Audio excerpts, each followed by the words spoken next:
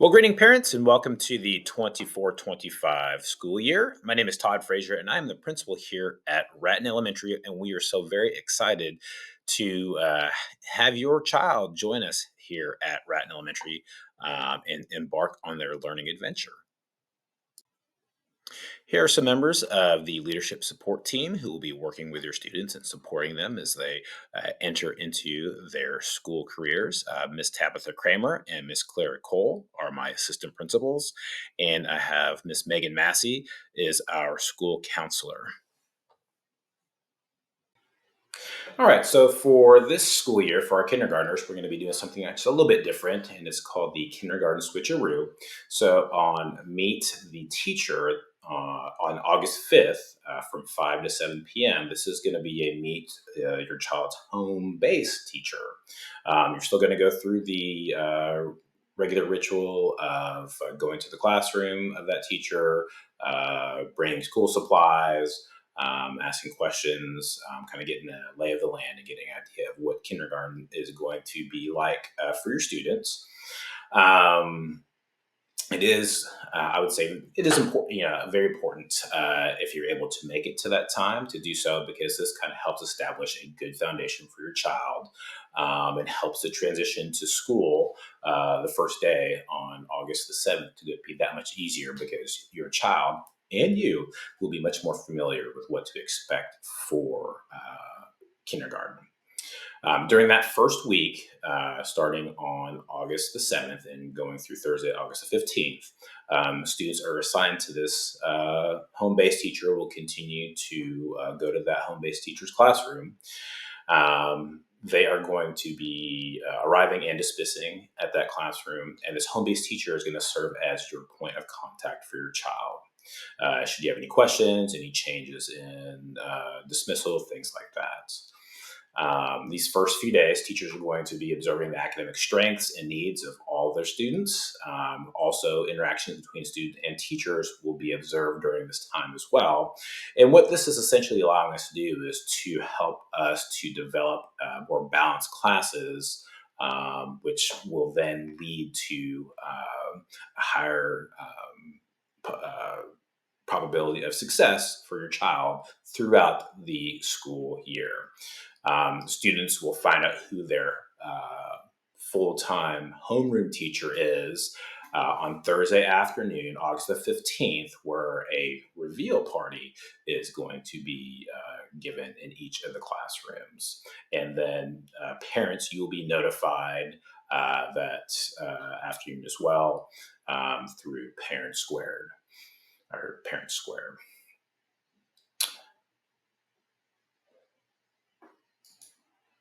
We understand this can be a little bit daunting and maybe uncertain as you hear about it, but we know of several districts around us that have utilized this format, and even some of our other campus administrators have done this in previous schools that they've worked at to a high degree of success. And so we feel very confident that this format for the first week is going to help teachers and students get them situated for a high level of success throughout the school year, and also help prepare and establish a solid relationship between parents and staff. Again, ultimately setting up your child for a successful first school year. All right, so now we're going to talk about getting your child to and from school. So please make note that the tardy bell is at 7:25. Our school hours are from 7:25 to 3:50. And if your student is not in the building by 7:25, they will be marked tardy.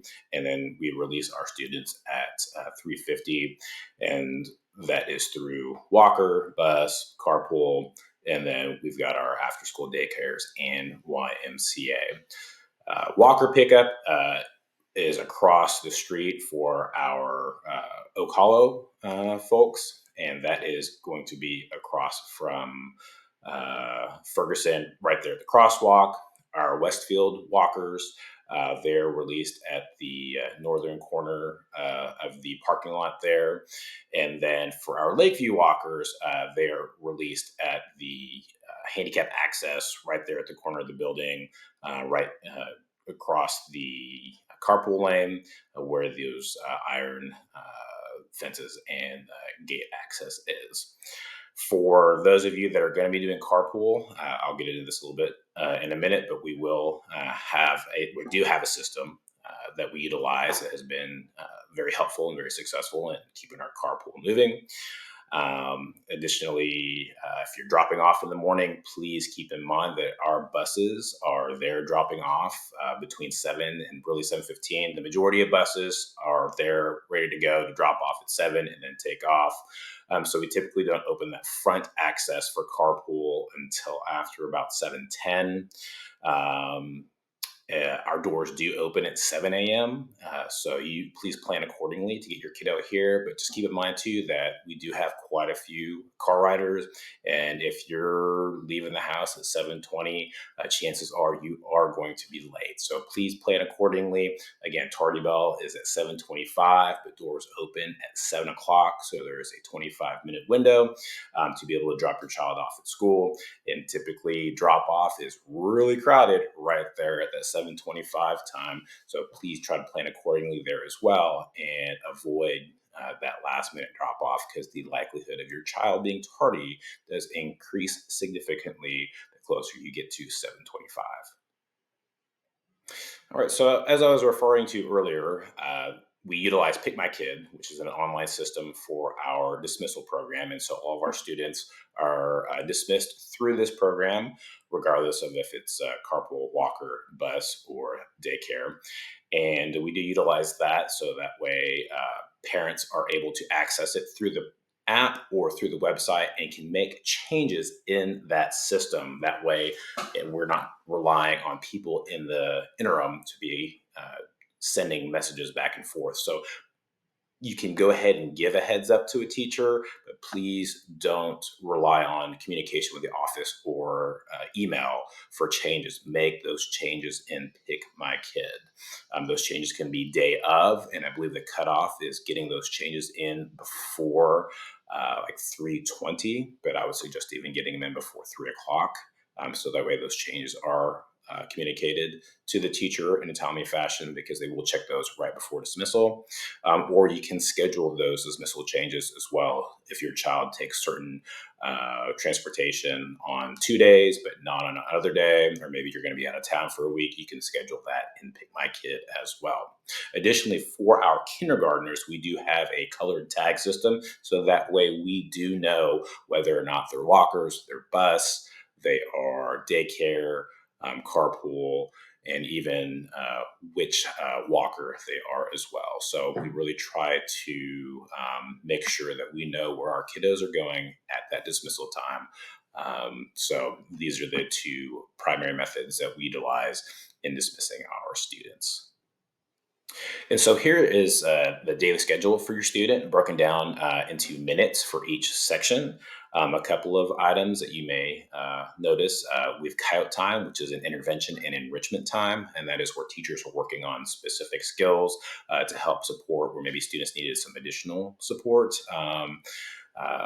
Beyond regular instruction time, or some enrichment to push them and challenge them, because they've already got a good grasp of what they're teaching for that particular day or week, and we want to push them a little bit more and give them some additional knowledge. SEL is just socio-emotional learning, and that's really a big focus on being able to handle their own emotions, interactions with others, maybe dealing with disappointments, being able to celebrate for themselves and be proud of themselves, for others as well. So it's really just how to handle their own emotions and interacting with others and with themselves. These are all important pieces of the school day. And so that's why it's so very important that your child gets here on time, arrives on time, because any minutes that they miss is going to be instruction that they miss during the day. All right, so here you see the various resources that we use in kindergarten for our curriculum. HMH, or Hot Mifflin Harcourt, is our main curriculum that we utilize for English language arts and reading. and also for now science with our new adoption. For math, you can see we utilize GoMath and Tara West studies weekly for social studies. Handwriting Without Tears is the curriculum that we utilize for students with their handwriting in first semester. And then we have an emphasis on writing, utilizing Lucy Calkins in the second semester. Regarding the SEL lessons, we utilize Second Step, and specific to our campus here at Ratton, we moving into year 2 of the Leader in Me. The Leader in Me is based off of Stephen Covey's 7 Habits of Highly Effective People, and its focus is on developing all students as leaders. So there'll be more information about all the curriculum during curriculum nights later in the month of August. But this is just a quick overview of all the curriculum resources that our teachers have at their fingertips to be able to teach your child. All right, so assessment and progress monitoring and then reporting those results are obviously an important part of your child's educational career. And we utilize MClass for reading, which is provided 3 times a year at the beginning, middle, and end of the year. In MClass, it is a universal screener that measures the development of reading skills of the students. It's given one-on-one with a teacher and tests areas of letters and sound, correspondence, blending, rhyming, reading fluency, and comprehension. These tests combined help the teachers to determine how students are performing on the very crucial and foundational skill of reading. And kindergarten is really the foundation of all of that because it is that reading skill that is going to set them up successfully to be proficient readers and successful in life. MAP, which is measures of academic progress, that is done beginning, middle, and end of year, and that is only done for mathematics for kindergarten. This is an adaptive test, which basically the test changes based off of the answers that your child provides, increasing or decreasing in difficulty. So that way it is narrowing in on a specific area of your child's ability and then provides areas that they've already got mastered and things that they can work on and improve in. And basically, the purpose of this test is to help determine what your child already knows and what they're ready to learn next. We also utilize uh, iStation, sorry about the accent there, and that is a progress monitoring tool for math and for reading, and it is more of a game-based type of challenge that students do. They do progress monitoring on a monthly basis, and then throughout the course of the month, they have those lessons that will help target areas that they need to improve in. And most of the time, that is done during centers time or during coyote time that I mentioned earlier. And the standards-based report cards. So unlike older students that have your A, B, C, D, F, or 100, 90, 80, 70 for the report cards, for our kindergartners and first graders, we utilize the standards-based report cards, and these are provided every 9 weeks, just like the other report cards. And those basically are assessed one-on-one and for the skills being taught for students and based off the TEKS, and just giving you an idea as a parent of where your student is as far as developing that particular skill. Obviously, at the beginning of kindergarten, they're not going to have things mastered quite just yet, but towards the end of the kindergarten year, you'll see changes. Basically, you've got a 1, which is not meeting standard, a 2, which is working on the skill, and then 3 is master. And so you're going to see early on 1s and 2s, but towards the end, a lot more 2s and 3s. So that is the standards-based report card. All right, so let's talk about absences. Obviously, with a 4-day school week, it is important to minimize absences even more so than normal, because anytime your child is absent, even when they are sick, they are missing out on that direct instruction from their teachers. So if they are sick, and we're talking about fever over 100 degrees, or if they are throwing up, um, diarrhea, any of those types of things, those would be times to go ahead and keep them home. I know oftentimes too, as much as we want them also to be here, if they're exhibiting these symptoms before they go to school, while Tylenol is great, we want to make sure that if your child is truly, truly sick, that you go ahead and keep them home because we don't want to get other students sick as well. So, um, if they are sick at school, we need to be able to contact you. Please, please make sure that we have the most up to date contact information. We don't want to exhaust all of our options that we have in trying to contact you. And then your child is waiting in the nurse's office for an hour or two, and they're feeling miserable. So please make sure that the nurse, but then also your teachers have the most up to date contact information so that we can reach you in a timely manner. Um, Again, 4-day week, doctor's appointments, dentist appointments, things like that. If you could, at all possible, keep them outside of the school hours or on Fridays, that would be ideal. That way, your child is not missing out on instruction for those things that are important and routine. But if you can schedule those things outside of the 4 days and the hours of school, that would be ideal. Um, if your child is going to be absent, please make sure when they return, if it's due to illness, to return, have a doctor's note to go along with them. It's important, we have the doctor's notes and then we have parent notes, and parents are allowed up to 4 parent notes for separate instances per semester.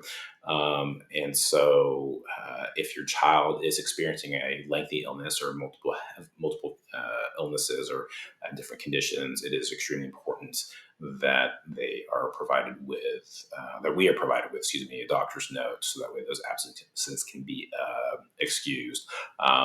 Again, anytime a student is missing, that is not ideal. We certainly understand when there are illnesses going on, but at the same time too, if it's if it is something that is a cough or a sniffle, but other than that they appear to be going they look like they're doing just fine, send them to school, because we don't want them to be missing out on that instruction. But if we do have a true illness, it is ideal to have that doctor's note available. All right, just a few things to remember. One of those is make sure that on your students' PE days that they have athletic shoes or closed-toe shoes. We can't do sandals or anything fancy during PE time because they're not able to run around like they normally would. So please make sure that you have closed-toed shoes to be able to participate in all of the movement and play activities during PE. Please make sure to label all student items, backpacks, lunch bags, jackets, any of those types of things. So that way, when they are misplaced, and they are going to be misplaced because they are kindergartners, we are able to reunite them with their owner. Make sure you take time out of your day to ask your child questions. Hey, and try to go a little bit more specific than, hey, how was school? Ask them about what did they learn in reading, what did they learn in math, what were some of the interactions that they had with other students, what was the best part of their day. Those types of things really help you get a better understanding of what their day was like at school, and helps really build and establish that home school connection that is vital to the success of your child. Make sure to check the folders. We have folders that take on folders that children have and our teachers use to communicate on a daily basis. So please make sure that you're pulling that out. You don't have to sit there and read it for 20 minutes, but just schedule in your day to take some time to pull it out, check it, see if there's anything that you need to address or communicate with your teacher. And you can also utilize it as well to communicate with your child's teacher. And then make sure that your child gets plenty of rest. At this age, we're talking 5 and 6 years old. Your kiddo should have a minimum probably of 8 to 10 hours of rest. And I know that can be very difficult in a busy day, that we all, we're all very busy and there's lots of different things. And for many of you guys, this is not your only kiddo, but it is really important that you get your child into that routine. Have a time to cut off when it's time to go to bed. Maybe have some time to prepare them to kind of wind down and just be consistent in that, because ultimately those routines will lead to better rest, which will lead to better performance and enjoyment and better learning while they're here at school. So, communication with your child's teacher and with the school is extremely important, again, for that homeschool connection. And there's a multitude of ways that you're able to reach out and establish and make that communication. If there are things going on at home, maybe some major life changes or some visits, or schedule is going on, or maybe you had some concerns about what they learn, or maybe an interaction with a student, we encourage you to contact a teacher first, because they're on the front lines. They're with your student in the classroom and have firsthand knowledge of what's going on, and what may have happened in regards to your child. You can send a note through that take home folder, call. You can and leave a message with the front office, or call and leave a voicemail with the teacher, keeping in mind that they're going to be teaching and most likely will not be able to get to that voicemail until the very end of the day or the beginning of the next day. Or you can email them. Again, same thing. Since they'll be teaching during the day, the response time is not going to be within the hour per se, but it will likely be at the end of the day or the beginning of the next school day. So those are the different ways that you can reach out and notify your teacher if you have any questions, any concerns, or, like I said, communicate information about things that may be going on outside of school, regarding maybe some life changes or life situations. As far as how we communicate to parents, we utilize Facebook, and we now utilize Parent Square, which is a new program that the district is implementing this year to push out information to parents. We have school-wide Parent Square, and we also have class level and grade level Parent Square accounts as well. You'll receive more information and can get more information from the NISD website regarding Parent Square. And I know that the district is pushing out more information about Parent Square, and that's really going to be replacing all of the communication that we have been sending out through Schoology.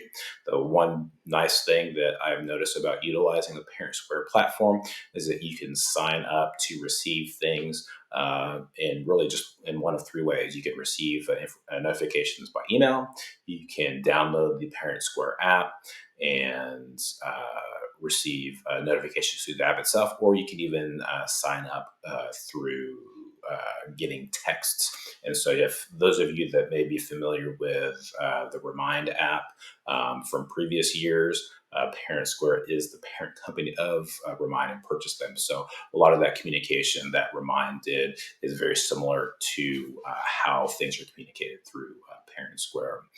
And then with Facebook, Facebook is just a school-wide communication. And really what we're going to be doing there is just sending out notices about, hey, here's what's going on. Hey, we've got this event going on. Or, hey, look what's going on that's really cool. And we want to make sure that you are aware of what is happening at Ratton Elementary.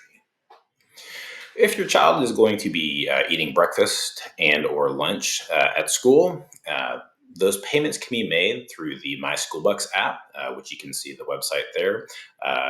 That is only through credit card. We do not take checks as a policy across the district anymore. So credit card through My School Bucks, or you can still pay in cash. Cash is done through the front.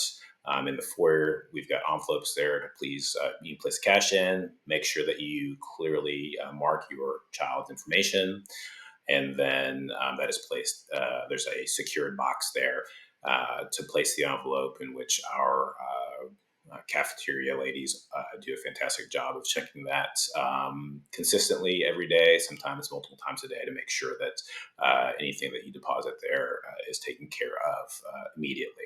Additionally, if you feel that you qualify for a free and reduced lunch, program. Even if you're not 100% sure, go ahead and fill out the application.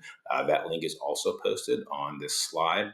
And you may qualify for benefits. That is something that does have to be done each and every year.